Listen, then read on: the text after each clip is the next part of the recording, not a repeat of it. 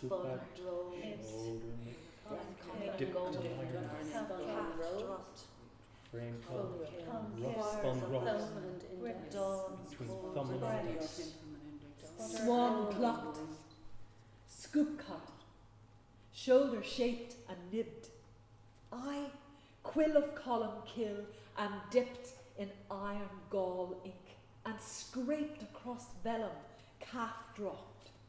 Columcille, thin frame clothed in rough spun robes, grips me between thumb and index, his breath coming and going with each rhythmic scrape and sputter of candle, among choirs of vellum, folio counts, quill trimmings, where we await dawn's cold light. Where we await dawn's cold light. Where we await dawn's cold light. The light that shone on the plain at Drumcliffe is the same light that shines today. The same dawn, the same dusk, the same shadows cast. Nothing changes. Sun rises, sets, rises, its curved light stretching east to west, past to present, making a copy of each day. But there are minor changes, minor errors in the printing. There are missing letters, reconfigured words.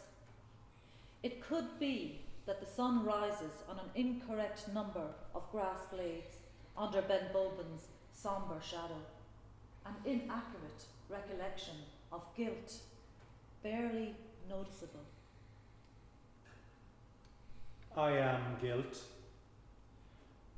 I am the director of the Universal Guilt Department, have been for time immemorial.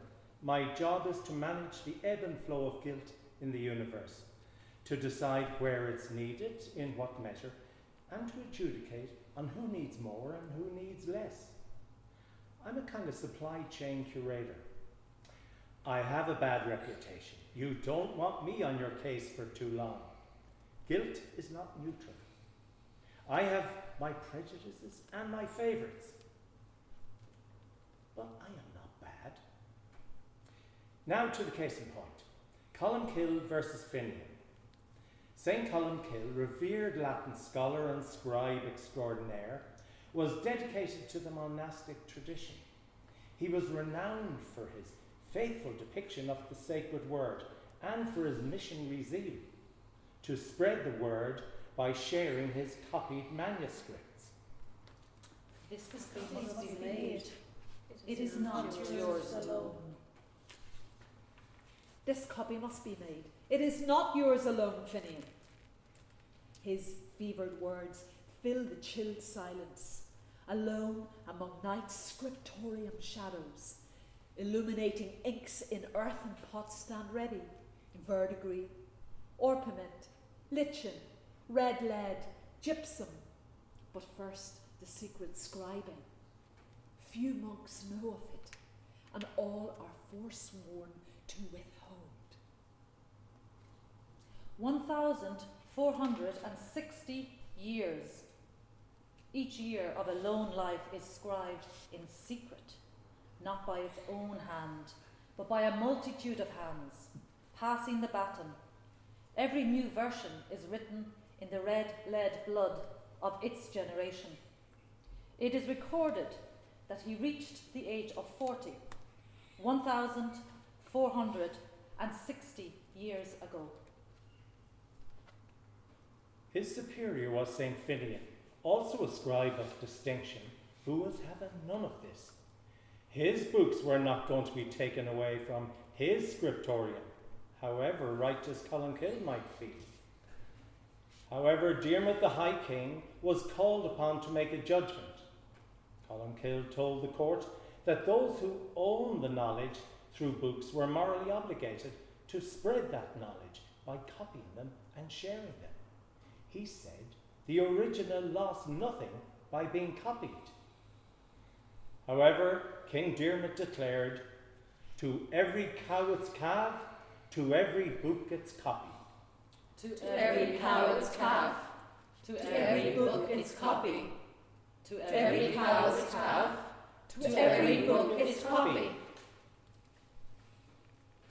You find them under the hips of the hills, in the lull between earth waves, as again they rise from the shyness of near dark.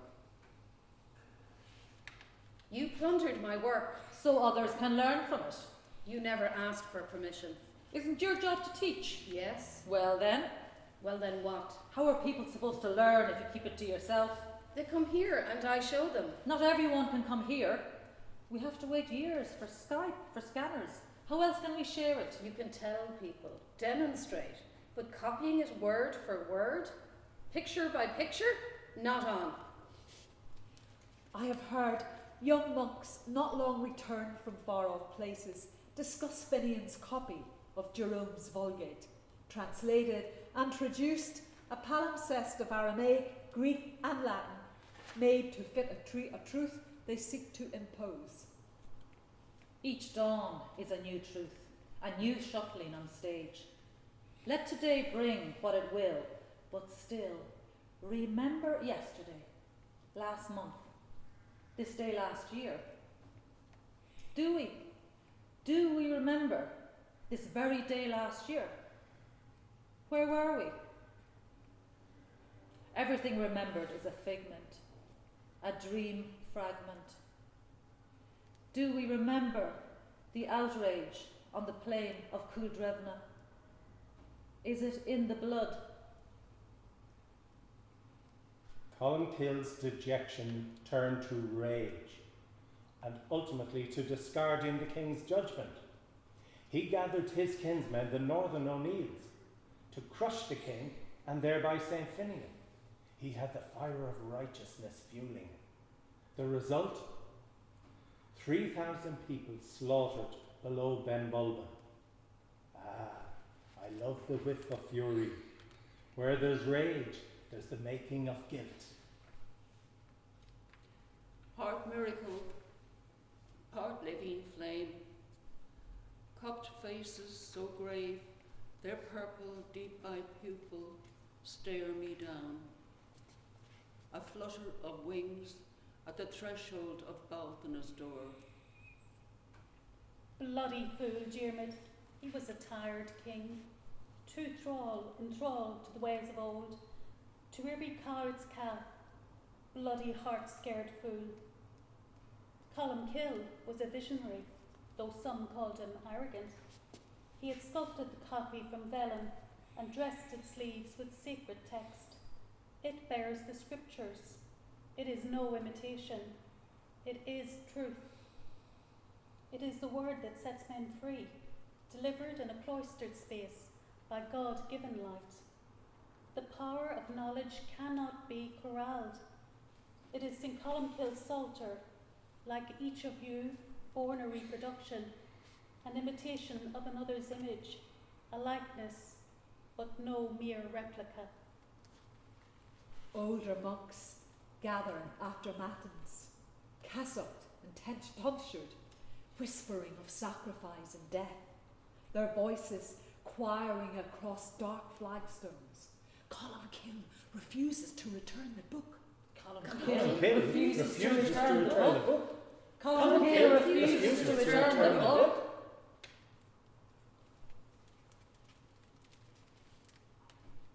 Am I not your best pupil? Apparently. You know I am. So? So I will tell them. Show them your greatness, your talents, skills, craftsmanship, penmanship, your brilliance. You mock me. And you mock the hours I've spent cutting and pasting. What's that? That's what people will do, until there won't be an original to trace. Copy, paste, share. No big deal. Copy, paste, share. Copy, paste, share. Copy, paste, share. After intense rage, it takes time for reflection to emerge. And that is my opportunity to plant the seeds of insight. For as the warrior pulls the sword from his enemy, sees it drip with blood as the dark shadow descends, there is such righteous achievement. This sweet ecstasy of conquest drives him on. There is no time for contemplating consequences. None. Victory requires an arrow-point focus, carving domination on the universe through the accuracy of sword. The Battle of the Book. Men, imperfect copies of their fathers, raged onto the field, watched over by the blooded, the haloed fox on Gulban mountainside. Colmcille. Remember how blind light kindled the plain at Culdrevna for you, illuminating with even strokes the crimson gore, the darkened earth, and the fragile grass blades, still untrampled at the edges of the battlefield. At the point from which the shadows draw back, time unravels, a moment, 1,000 years. The centuries are writing out their past, full of the old language, all grief traced through them, the blood of their making and unmaking, trampled into the landscape. They named the copybook and Catholic, the battler. When the men from the north answered Colmcille's call to arms to defend the copy's divine right to be, they spilled the blood of Diarmaid's men. They, like the book, proclaimed their place. In victory, they encased an Catholic in silver, and it shone bright, reflecting the sun's shortening rays across the blood-stained plain of Culdrevna. Now, more urgently, each spiral, curve and flourish, harsh scrape the parchment. Unholy vituperations sound from him in that place of damp and cold. Remember how the mountain began in low, cold shadow and ended, gilded, in unholy brilliance. Columcille was soaked in the sweat of victory. But a day or two after the battle, the stench of the corpses found its way into his soul. And that's when I entered. You find them under the hips of the hills, in the lull between earth waves, as again they rise from the shyness of near dark. Heart miracle, heart living flame, their cupped faces, so grave, their purple, deep-eyed pupil stare me down. A flutter of wings at the threshold of Balcony's door. The copied book became the O'Neill's standard of victory. They built for it a special cundach, a shrine, and from there it would be carried forth to every fight, a talisman, carried thrice right-hand-wise around each battlefield, until history swallowed up those fierce men. Nation-states emerged from cemented tribes. Stowed away, the cundach became a crypt, and years wore on.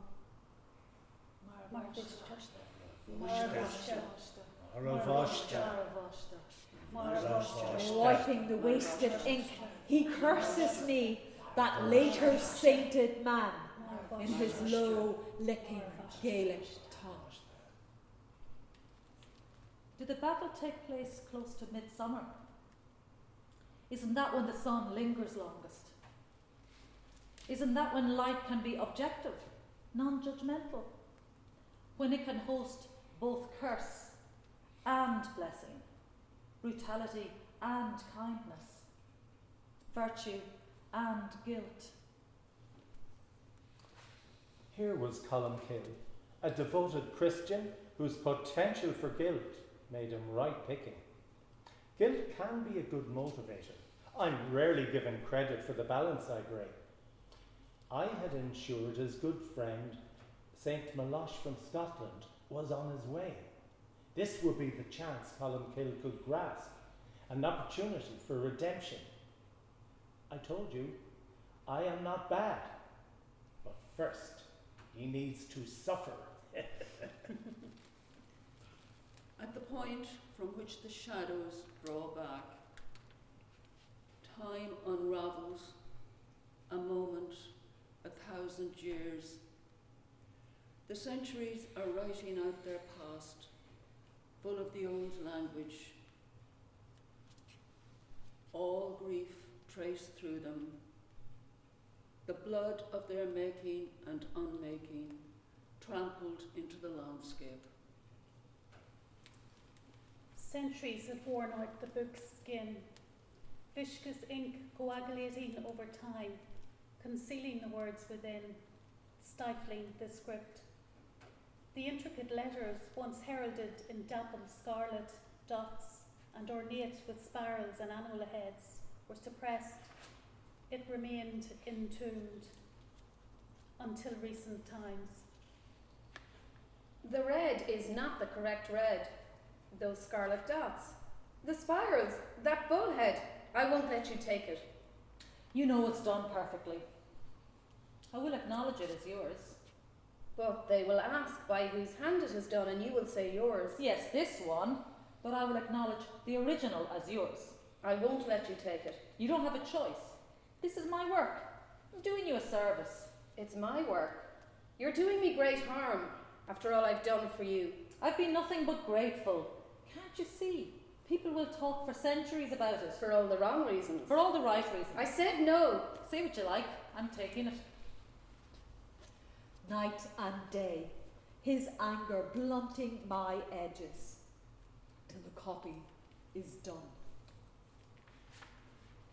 Our sons, our fathers, our lovers, our friends, 3,000 slaughtered men were spared the shame of retreat. Well, 3,001. Just one O'Neill was left dead on the plain at Kudrevna. One O'Neill denied the gleam of victory, the chance to touch the stolen calfskin book, and join voice with his kin. Let the cow do without her calf. We have taken it and will raise it ourselves. To hell with bloodlines and ownership. To hell with your fathers and mothers, your daughters and sons. To hell with your grief.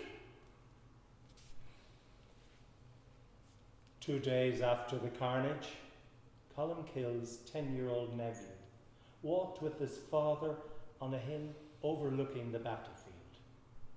Through his tears he said, "Nothing good will ever grow here again." Nothing good will ever grow here again. You find them under the hips of the hills, in the lull between earth waves, as again they rise from the shyness of near dark. Now the book is restored, removed from its casket, uncaked and unclogged. You plundered my work. Night and day, his anger blunting my edges, till the copy is done. The scriptorium walls, parchments and psalters echo high King Diarmaid's words.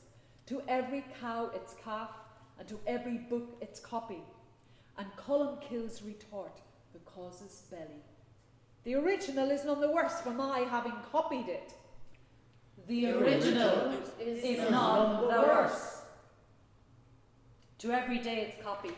It will be no worse, no better. Tomorrow is being scripted as we speak. Yesterday's memory is proofread. Recollections are edited for clarity and cohesion. I moved in fast. Letting time slip by can be risky. The mind quickly shuffles the soil of memory, clouds the heart with distractions and armour. Columcille could not forgive himself for destroying his young nephew's faith in him. St. Molèche had an easy job enticing Columcille to go with him to Scotland. His guilt created the thirst for redemption. They set sail at dawn on a small boat made of skins, the wind on Columcille's back. Part miracle, part living flame, cupped faces so grave, their purple, deep-eyed pupil stare me down. A flutter of wings at the threshold of Baltina's door. Each of the book's tired leaves were separated and revived. Its butt joints were overlaid with degreased fish skin and rebound. Original pages that had rotted away were replaced with newly stained vellum, all again sewn up and bound in English oak. Its spine reconstructed with alum tanned pigskin. I'm warning you. You'll bring blood to this place. It's your stubbornness that'll bring it.